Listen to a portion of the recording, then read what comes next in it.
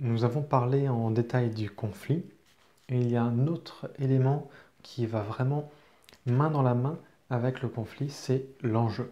Dans une histoire, quelque part, le conflit c'est le comment, l'enjeu c'est le pourquoi. C'est ce qui définit ce que votre personnage, vos personnages ont à gagner ou à perdre si l'obstacle, ils ne le franchissent pas. Et donc c'est particulièrement important parce que ça donne toute la saveur au texte. On n'est plus sur l'obstacle en tant que tel, ça c'est le conflit, on est plus au niveau du but. C'est pourquoi est-ce que votre personnage a-t-il besoin d'aller de ce point A à ce point B, et pourquoi se confronte-t-il au conflit, et pourquoi accepte-t-il de vivre toutes ces difficultés, qu'est-ce que ça lui apporte, ou qu'est-ce que ça lui retirerait s'il ne les vivait pas. Donc c'est particulièrement important de définir correctement vos enjeux. Plus tôt, on a parlé de la progression du conflit, donc du point de départ jusqu'au climax, qui est le moment du conflit maximum. C'est aussi le moment de l'enjeu maximum. C'est le moment où le personnage a le plus de difficultés, mais aussi où il risque le tout pour le tout. Et s'il échoue, il perd tout, et s'il remporte, il gagne tout. Ce ne veut pas dire qu'il doit remporter ou échouer, enfin à la rigueur, peu importe, ça dépend de votre texte, mais c'est le moment voilà, de tension maximum, et cette tension découle de la rencontre entre le conflit et l'enjeu. Il y a deux formes que je vois d'enjeu. Il y a l'enjeu global et l'enjeu local. Je vais prendre un exemple qui parlera à tout le monde, je pense, c'est Harry Potter.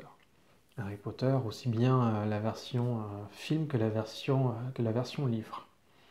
Donc Harry Potter, qui est un jeune sorcier qui a, qui a survécu in extremis à l'attaque d'un grand sorcier quand il était enfant, est un personnage qui va vivre beaucoup de conflits pour un enjeu global. C'est-à-dire que Harry Potter est l'élément central du récit et le personnage qui s'oppose à un antagoniste très puissant, c'est le retour de Voldemort. Si Harry Potter ne fait rien, s'il ne triomphe pas de ses épreuves, et ben Voldemort gagne et plonge le monde des sorciers et puis probablement le monde des mortels dans le chaos et dans la souffrance.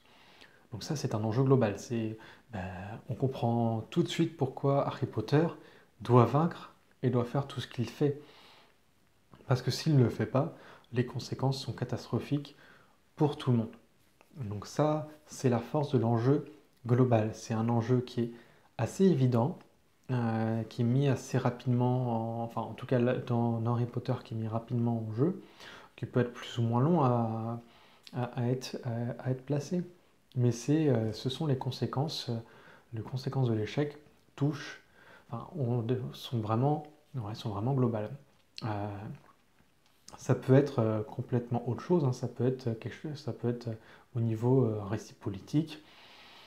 Eh ben si on a un thriller politique et qu'on a un personnage qui échoue et que je sais pas, que la campagne présidentielle est ratée pour le candidat qu'il défend, je dis ça comme ça, c'est vraiment le premier exemple qui me vient en tête. Et ben là aussi, c'est un enjeu global. Voilà, s'il échoue, il y a des conséquences qui le dépassent. C'est ça l'enjeu global. C'est un enjeu qui est efficace et qui répond vite, qui se mêle, je trouve, bien avec le conflit qui a une source externe. Là, typiquement, c'est ça dans Harry Potter. Voldemort présente beaucoup de sources de conflits externes à Harry Potter. C'est l'antagoniste et le conflit est global. Ce sera la même chose souvent dans Superman qui devra sauver le monde ou dans les histoires de héros où ils devront sauver le monde. Et bah, parce que les vilains, là vraiment au sens américain du terme, le vilain, le méchant qui s'oppose, et ben, si le héros ne le fait pas, les résultats, enfin les conséquences sont catastrophiques pour tout le monde. Donc ce sont des enjeux globaux assez évidents. À côté de ces enjeux globaux, il y a aussi les enjeux locaux. Et les enjeux locaux se sourcent plus, eux, dans le vécu de votre personnage. Et là encore, dans leurs faiblesses, dans leurs forces aussi, mais surtout dans leurs faiblesses et dans leurs failles. Et on rejoint plus, cette fois-ci, le conflit de source interne. Pas toujours, mais souvent. Donc c'est-à-dire que ce sont des enjeux qui sont moins importants de manière objective, mais qui ont une place importante de manière subjective dans la vie de votre personnage.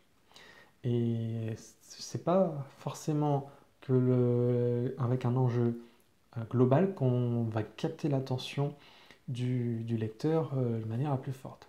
Si je reprends Harry Potter, toujours ce personnage, il a beaucoup d'enjeux locaux. Son arrivée à l'école est assez compliquée. Il a des ennemis, des gens qui lui font du mal côté réputation, qui ne l'apprécient pas. Par exemple, il y a Cerberus Rogue dans la VF, qui est un professeur avec qui ça se passe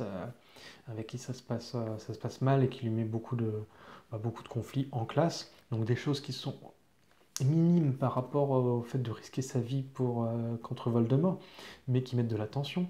On a, euh, on a quand il essaye simplement de sortir la nuit pour dans les couloirs et qu'il se retrouve avec ce personnage, je ne me souviens plus de son nom, mais le concierge avec son chat affreux.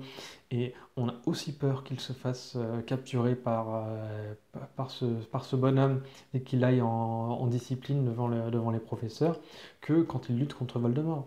On a aussi ces matchs de Quidditch où finalement ce sont juste des rencontres sportives qui n'ont pas un intérêt particulier, mais on est autant derrière lui dans ces moments-là que dans d'autres. Et puis il y a tout le côté examen aussi, où il faut qu'il arrive à passer son année, et il faut qu'il soit compétent. Enfin, c'est beaucoup de petites choses, mais quand c'est une scène et qu'il vit le conflit avec cet enjeu local, le lecteur est tout autant derrière lui et intéressé, si ce n'est plus, que quand ce sont des enjeux globaux.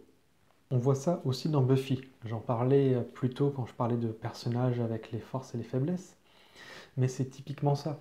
C'est que Buffy, oui, quand elle se bat contre des vampires ou contre les monstres, il y a un enjeu global. Hein, ça ne referme pas la bouche de l'enfer. Et c'est le monde qui est détruit. Donc oui, il y a un gros enjeu. Mais en même temps, si elle n'a pas son examen, elle ne pourra pas elle ne pourra pas aller à la fac. Et puis il y a un épisode qui est très fort où elle se retrouve à devoir faire des hamburgers dans un fast-food répugnant. Et c'est un épisode où, oui, enfin, comparé à la fin du monde, il ne se passe pas grand-chose, quoi. C'est juste qu'elle a des doutes sur ce qui se passe dans le fast-food. C'est un épisode quelque part assez ridicule, mais en même temps qui fonctionne tout aussi bien et dont on se souvient longtemps parce il est vraiment très chouette. Et le seul enjeu, c'est est-ce qu'il y a vraiment des trucs dans le fast-food? Enfin, c'est pas spécialement fort en tant que tel, si je vous le dis comme ça n'a pas beaucoup d'impact. Pourtant, la façon dont c'est traité, ça fait que on suit le personnage, on suit ce personnage dans ce cheminement et dans le conflit. Et s'il n'y arrive pas, il est un peu plus malheureux. En tout cas, ce ne sont pas des enjeux aussi déterminants, aussi finaux que des enjeux globaux, mais qui fonctionnent très bien.